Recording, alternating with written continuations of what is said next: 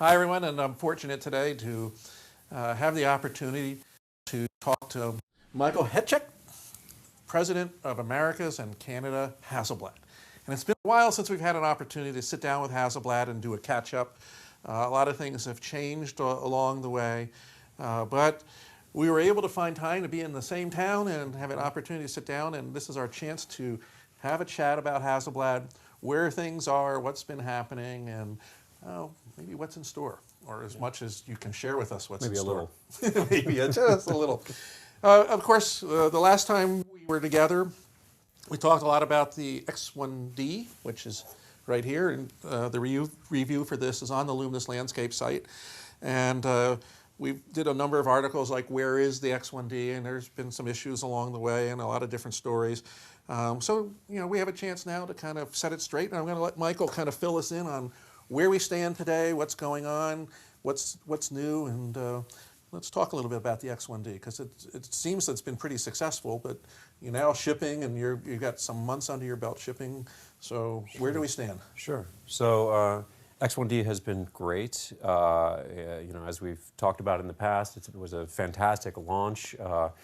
We sold out of what we had budgeted for all of 2017. We sold out on the first day, the first day that the product was launched. And so it's been going consistently since then. We had some hiccups with delivery initially, but now we're past those. So, here we are today with X1D. Our standard edition X1Ds are shipping. The 4116 edition, which is the special black edition version, is still shipping slowly, but it is shipping. They're coming out, and we're working through back orders now. But really excited that the silver edition is out there and readily available.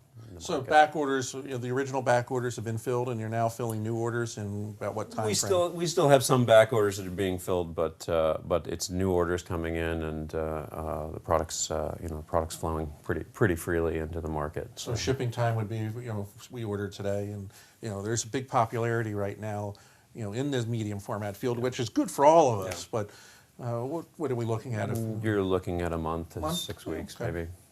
So it's still nice to have that. At least you're getting orders, and at least there's still that, catching up to what normal production would be. I must comment and say, that what you're seeing, it's pretty typical in the industry when, you launch a new product. There's always a big pool of everybody wanting it, and once everybody is caught up, and then you're into a normal cycle, I'm sure things will be like they are with a lot of the other products. So it's kind of a good place to be, but maybe not so good if you're waiting for your camera. How do we stand on lenses? You've got 3 lenses for this product now, correct? The 30, 45, and 90, yeah. The 45 and 90 are and have been shipping readily available for quite some time. The 30 millimeters are shipping, just starting to ship, and getting out there. So you got a 120, which is also going to be shipping. 120 will ship this year. So okay. 120 macro, which is an exciting lens, and we have a number of other lenses in the pipeline. Can you talk a little bit about the pipeline on lenses? Is that public yet? Some of it's the focal lengths have been released, and so we don't have timing on them yet. So the lens designs on some of them are complete, and which is a good thing. And then they go into pre-manufacturing and the manufacturing process, and other ones are still being worked on. So are we going to see a wider angle in the 30? So a wider lens, and some. You'll see a wider, a normal. Yeah. Any zoom lenses? A zoom lens is on the roadmap. Yeah. Excellent. And what would be the maximum focal length? Do you have one of those planned? That's in the foreseeable, future on the roadmap. That is. There is a longer lens on the roadmap. All right, longer lens. Yep. I have to guess at that one. That's good. And I know I'm going to put you in some awkward positions that way, but then again, this is, we're very curious.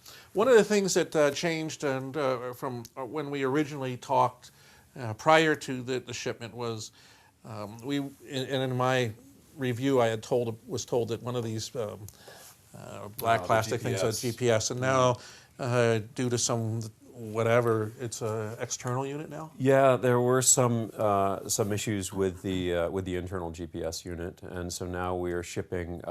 Actually, starting in this month, we're shipping an external GPS unit that fits onto the hot shoe. So those will be fulfilled starting this month, and so it is a external adapter. Now, this camera obviously is very, very popular. I know a number of friends that have purchased this camera and are very happy with it. I've seen a couple fellows that are running their own blogs that are shooting with this camera now as their mainstay camera.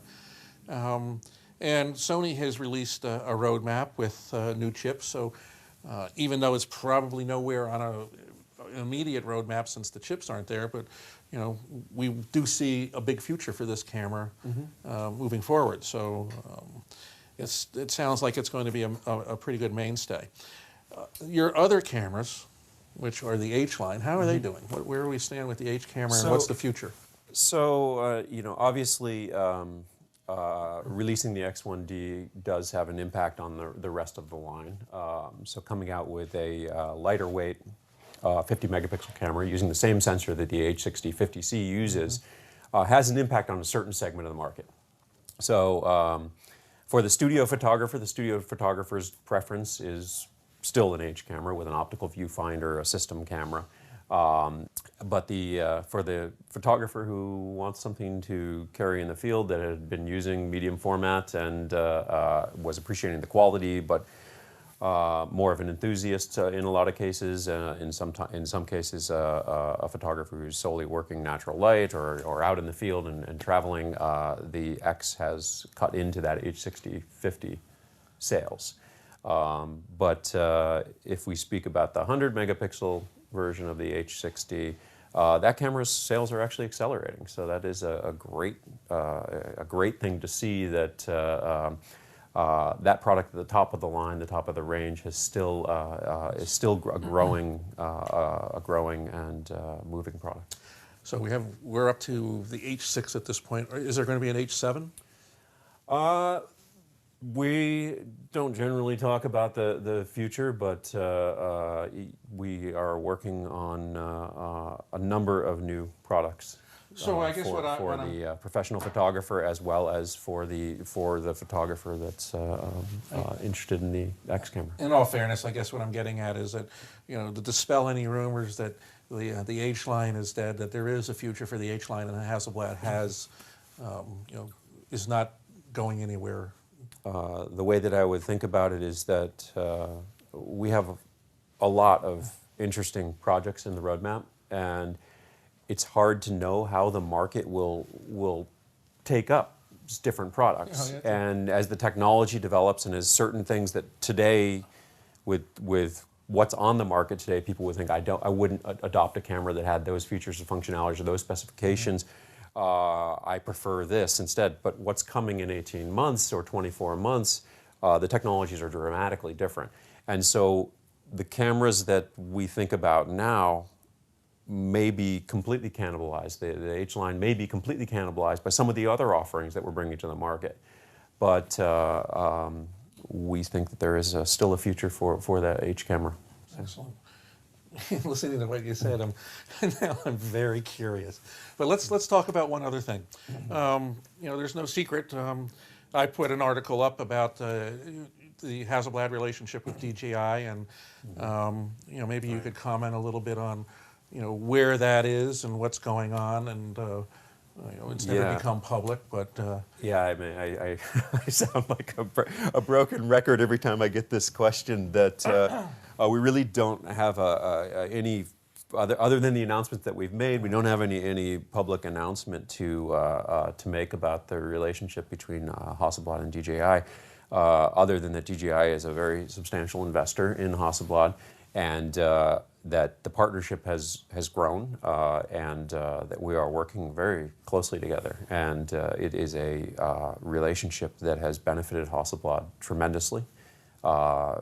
Technically, production-wise, the things that we have learned from a company that sells products that are extremely high quality imaging systems, and built for the mass market, which is something that that technology, that expertise in how to get these products to market has really helped Hasselblad quite a bit. I think the lack of a press release is why what everyone wants to know is why isn't there a formal announcement about more about the relationship? Everyone has the comment of the same comment that you made in your article, and I think the thing that I've learned from the time that I've spent working with DJI as a partner is that DJI is a company that doesn't want to talk about things. They want to show things. They want to do things. And so what they want us to do and what they want to do is deliver. And we will deliver and continue to deliver. I think we are delivering now, and we will continue to deliver with new innovative products that that reinvent the market and that show cutting edge technology. Let me reiterate: new innovative products, and we're talking about a company that's just not stopping here, and I think that's an important consideration. That was a worry of mine, and I'm happy to hear that Hasselblad's going to be moving forward. I made it very clear in my article, I believe in the company, I believe in its products, and if there was one thing I was worried about was the fact that, things might change. But the fact that you're saying they're doing some innovation and new and interesting products, that will be coming, I think kind of says a lot. And I think it's fair that our viewers understand that no company is going to be talking about a product before it has a product to talk about. So read into it what you want, but I read into it a positive nature that it's a company gathering and gaining strength with a vision towards the future.